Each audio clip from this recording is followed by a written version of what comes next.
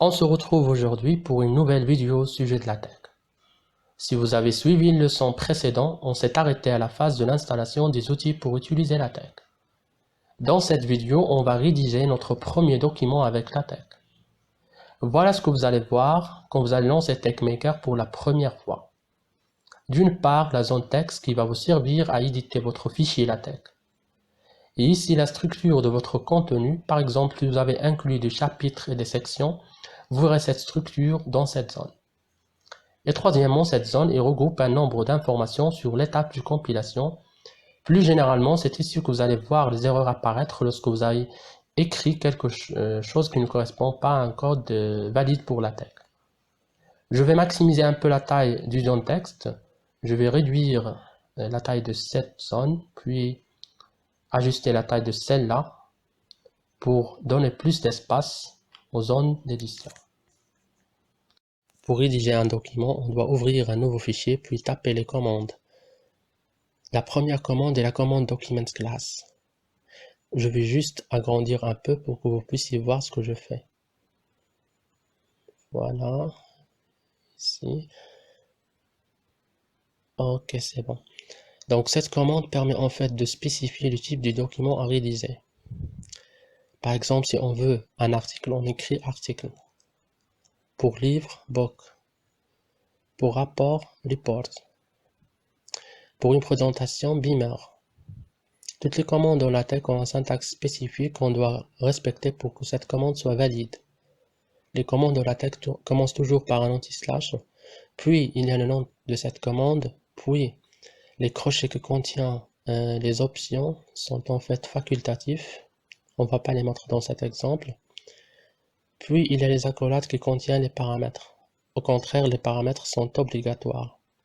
Par exemple, article, book, beamer, report sont des paramètres qu'on doit donner à cette commande pour que cette commande marche. Je vais choisir article dans cet exemple.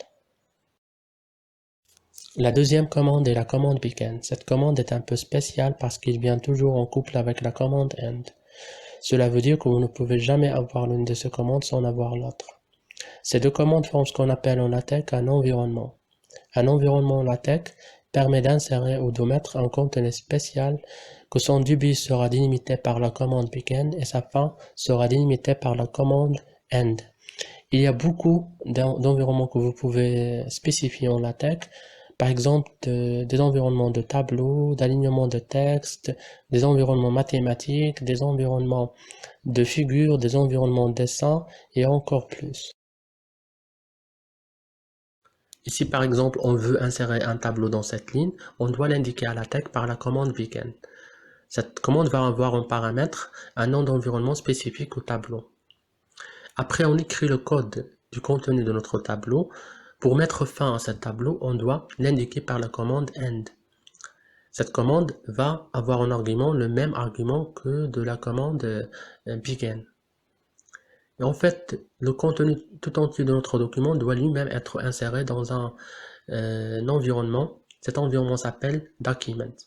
C'est cet environnement qui contient le vrai contenu, le contenu visible dans notre PDF à rédiger. Donc pour cela, on peut voir que notre fichier source peut être divisé en deux parties. La première partie, c'est la partie qui vient juste avant la commande begin document. Puis la deuxième partie qui vient juste après cette commande.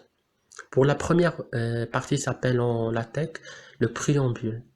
Cette partie contient les commandes de gestion et de contrôle du document. Par exemple, la commande document class qui permet de spécifier le type du document à rédiger. On peut mettre les commandes de mise en page, les commandes de définition de couleur, les commandes d'inclusion des packages et beaucoup plus de commandes. Pour la deuxième partie, c'est là qu'on met le vrai contenu, le contenu visible dans notre PDF à rédiger. On va faire un test sur un contenu simple pour comprendre plus. Par exemple, une phrase, par exemple, bonjour tout le monde. Pour compiler la première fois notre fichier, on doit l'enregistrer en format .tex dans un dossier, puis choisir un moteur de compilation. Pour nous, généralement, ça va être PDF LaTeX pour générer un PDF. On clique sur le bouton de compilation et on attend jusqu'à la fin de cette étape. Remarquez qu'il n'y a pas d'erreur dans cette zone, donc notre code est bien valide. Et on clique sur le bouton pour voir le PDF final. Donc c'est notre phrase écrite, bien alignée. LaTeX fait automatiquement la mise en page et il a même ajouté un numéro de page au pied de cette page, même si on n'a rien dit. LaTeX se débrouille pour présenter agréablement le contenu. On va fermer pour le moment ces deux fenêtres pour voir le dossier où on a enregistré le fichier .tex. Remarquez qu'il y a d'autres fichiers qui sont ajoutés, différents formats. Ces fichiers se génèrent automatiquement après la compilation. Donc il y a les fichiers PDF qui contient le document final qu'on veut. Il y a d'autres fichiers, ces fichiers ne nous intéressent pas, mais on ne va pas les supprimer parce qu'ils se régénèrent après chaque compilation du fichier source. Donc on va s'intéresser juste au fichier .tex et au fichier PDF. J'espère que cette vidéo était simple, était compréhensible et claire pour les débutants, même qui ont déjà des connaissances sur ce logiciel d'édition de texte. Et à la prochaine vidéo.